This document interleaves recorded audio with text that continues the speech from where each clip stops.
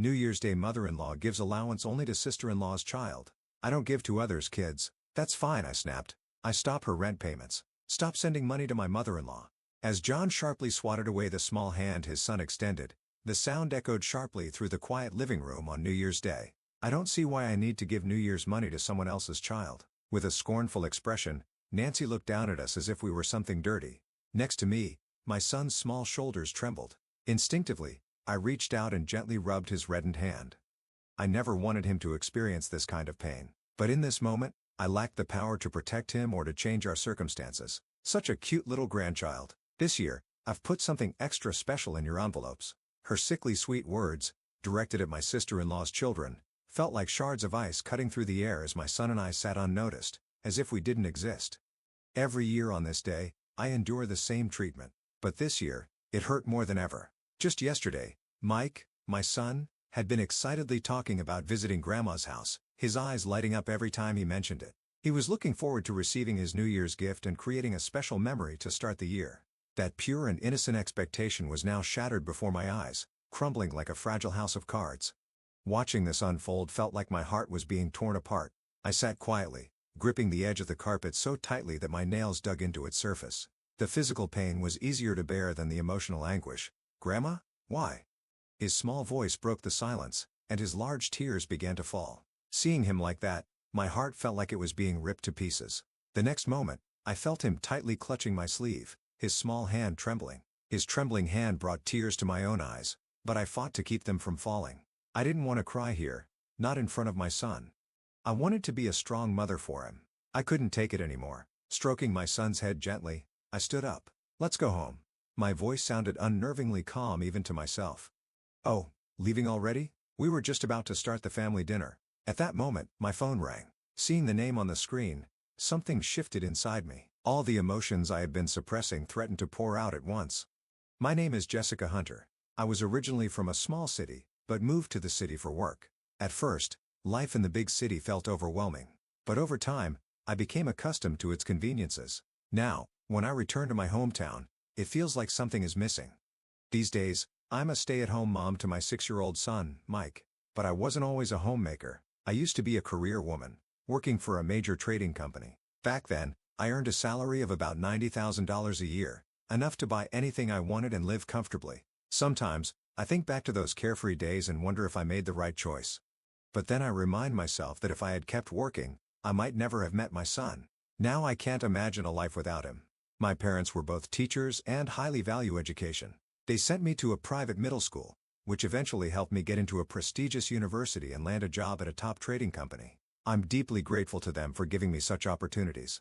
That's why I felt so guilty when I decided to quit my job at the trading company. I questioned my decision over and over, wondering if I was making a mistake. I didn't even tell many people the real reason I was leaving, so my colleagues were shocked and tried to talk me out of it. Every time they did, it felt like a piece of my heart was being pulled back. It's been 6 years since I left that job. While I sometimes miss it, I'm grateful for the time I've been able to spend with Mike. Being able to be with him during these precious early years has been invaluable. I left my job because I got pregnant. At 31, I was thrilled to be expecting my first child. Things were going smoothly until one day, a doctor told me I was at risk for preterm labor. Continuing to work could have endangered both me and my baby, so I made the heartbreaking decision to resign. My husband, John, was very supportive and said, "I'll take care of you." His words gave me the courage to finally make the decision. Without his support, I might have kept working and put myself and my child at risk. Now, I work part-time at an office, 3 days a week. My monthly income is only $1,200, which feels like a drop in the bucket compared to my former salary. But it helps support our household, so I try to be content with it. My husband's salary isn't very high, so raising a child on his income alone can be a bit of a struggle. I don't want to hurt his pride by mentioning this, so I tell him I work part-time to stay connected to society. John and I have known each other since childhood. We went to the same elementary school, but lost touch when I started attending a private middle school. We reconnected at our class reunion. At first, I didn't recognize him because his appearance had changed so much, but his kind personality hadn't changed a bit, and it brought back memories of our childhood. To be honest, he wasn't my type physically, but his unwavering devotion eventually won me over, and we started dating. His kindness continued throughout our relationship, and even our friends were envious of how considerate he was. However, things changed after we got married. He became distant and uninvolved in raising Mike. When I told him I was pregnant, he cried tears of joy, but now he barely participates in childcare. People can change so much, it seems. To make matters worse, John's behavior has been strange lately. He used to barely touch his phone, but now he carries it everywhere, even to the bathroom. He claims he's been working overtime because of his busy schedule, but he's been coming home later than ever. A woman's intuition is rarely wrong, and I can't shake the feeling that he's having an affair. John isn't very good at keeping secrets, so if he's cheating, I'm sure evidence will surface soon. Until then, I've decided not to confront him or snoop around. If he realizes I'm suspicious, he might start hiding evidence, even if there is some. If John really is having an affair, I suspect it stems from the emotional scars of his upbringing.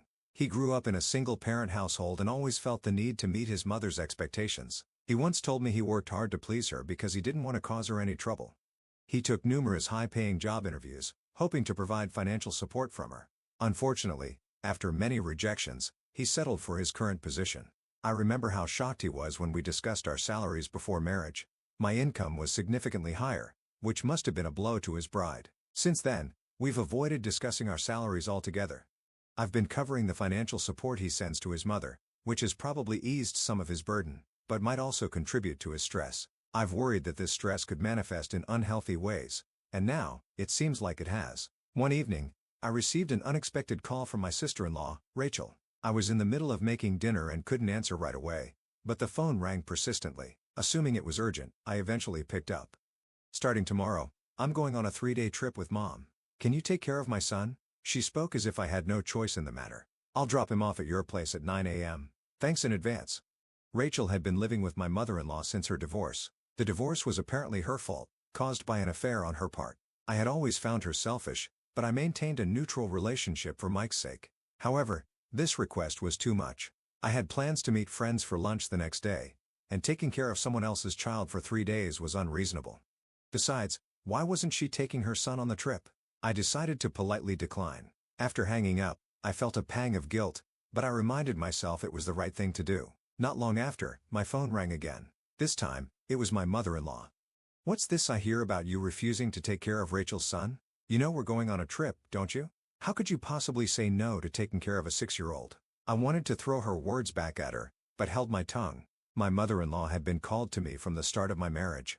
Any time I expressed disagreement, she would retaliate tenfold. I'm certain she sees me as the woman who stole her son.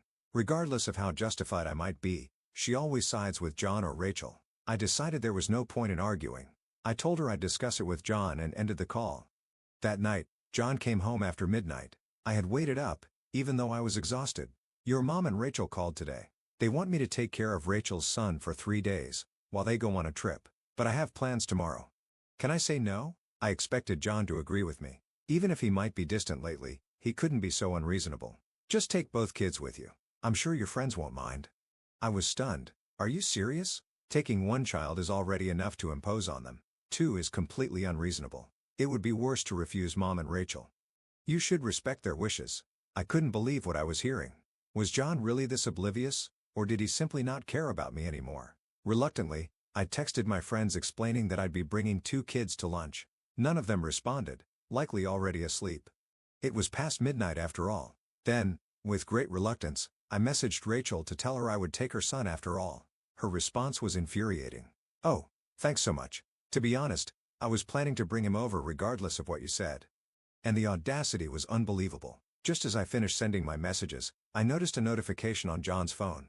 He was in the shower, so I glanced at the screen. The sender's name was familiar, Rachel's ex-husband's younger sister. I remembered how friendly she and John had been at family gatherings, but I never imagined they were still in contact. Curious and suspicious, I opened the message. Its contents confirmed my worst fears. "Today was amazing. I want to see you again tomorrow. No. Every day." My heart sank. I had been right all along. John was having an affair. Still, his carelessness in leaving his phone unlocked was baffling. Part of me felt vindicated, but the pain of seeing the evidence was overwhelming. I decided to pretend I hadn't seen anything, for now. I would need more proof before confronting him. That night, I barely slept. Since discovering the affair, my nights have been restless, and my health was beginning to suffer. Despite everything, I had to keep going for Mike's sake. The next morning, Rachel arrived with her son as planned. She didn't even bother to apologize for the inconvenience. Later that day, While cleaning John's study, I stumbled upon some suspicious documents. Among them was an insurance policy for Mike, something I had signed up for myself. The papers suggested John was trying to cancel the policy without my knowledge. As I replaced the documents, a photo slipped out from between two books. It was of John and Rachel's ex-husband's sister, taken 6 months ago. They looked happy, like a couple on vacation. I couldn't remember the last time John had taken me on a trip. The discovery filled me with a mix of anger and sadness. I resolved to gather more evidence before taking any action. I wasn't the type of woman to suffer in silence. Over the next few weeks, I hired a private investigator to dig deeper into John's affair. What they uncovered was far worse than I had imagined.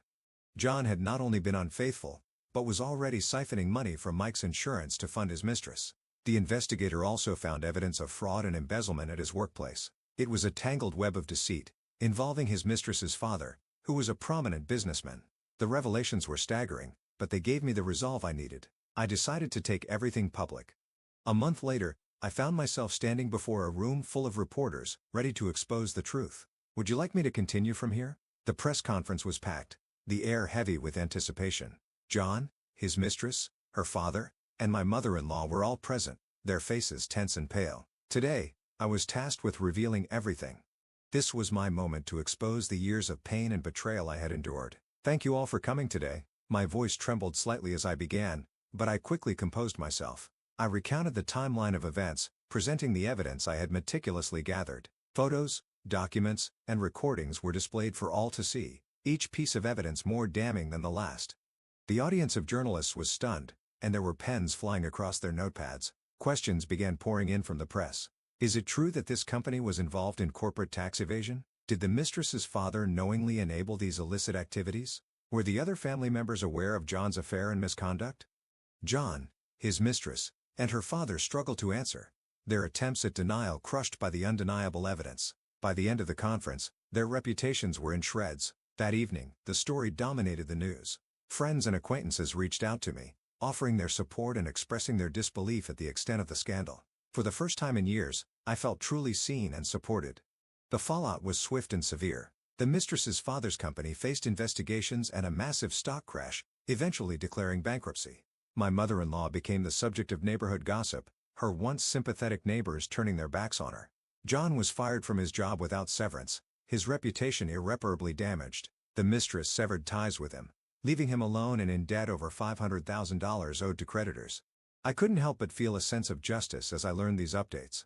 Meanwhile, I was rebuilding my life. With the help of my former boss, I secured a position in their consulting department. The work was challenging, but fulfilling, a stark contrast to the isolation I had felt as a housewife under constant scrutiny. Mike adapted beautifully to his new school, his cheerful demeanor a daily source of joy for me.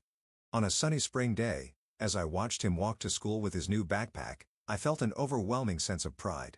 Despite everything, we were moving forward. Months later, the divorce was finalized.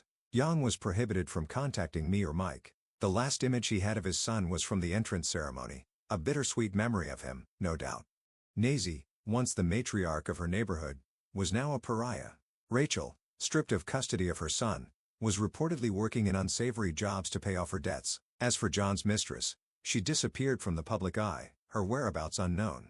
The father's company, once a symbol of wealth and power, became a cautionary tale of greed and corruption. Life for Mike and me had returned to a peaceful rhythm. Every day, I reminded myself of the strength it took to get here. As I walked to pick Mike up from school one day, his laughter echoed through the playground. He ran to me, his face lit with pure joy. "Mom, I had the best day ever." His happiness was my greatest reward.